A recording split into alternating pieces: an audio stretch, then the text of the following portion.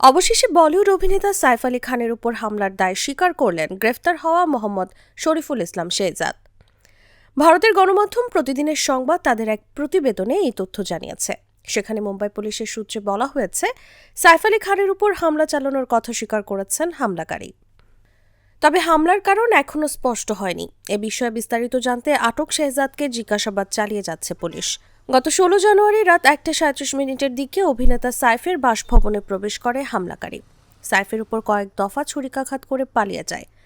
সংবাদ মাধ্যমে খবরটি প্রচারের পর আতঙ্কিত হয়ে পুলিশ থেকে বাঁচতে একাধিক নাম ব্যবহার করে আত্মগোপনে যাওয়ার চেষ্টা করে। তবে গোপন সূত্রে খবর পেয়ে বান্দ্রা থানার পুলিশ থানের হীরানন্দানী এস্টেটের কাসার ওয়াদাওয়ালির জঙ্গল থেকে গ্রেফতার করে হামলাকারী শেহজাদকে। পুলিশ জানায়, সেই জঙ্গলে গা ঢাকা দিয়েছে হামলাকারী। এমন তথ্য পেয়ে দ্রুত 100 জনেরও বেশি পুলিশ সেখানে পৌঁছে অভিযান চালায়। প্রায় 1 ঘন্টার তল্লাশি শেষে তাকে গ্রেফতার করা হয়। হামলাকারীকে মুম্বাই আদালতে পেশ করা হয়েছে। বর্তমানে সে 5 দিনের পুলিশ হেফাজতে রয়েছে।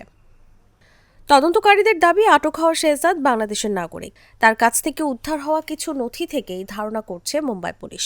তবে হামলাকারীর আইনজীবীরা বলছেন, শেহজাদ বাংলাদেশি নন, বরং ভারতেরই নাগরিক। বহু বছর ধরে পরিবার নিয়ে তিনি মুম্বাইয়ে বসবাস করছেন। তবে হামলাকারীর হামলার উদ্দেশ্য ও তার পরিচয়ের বিস্তারিত তথ্য জানতে তদন্ত চলমান রেখেছে মুম্বাইয়ের পুলিশ।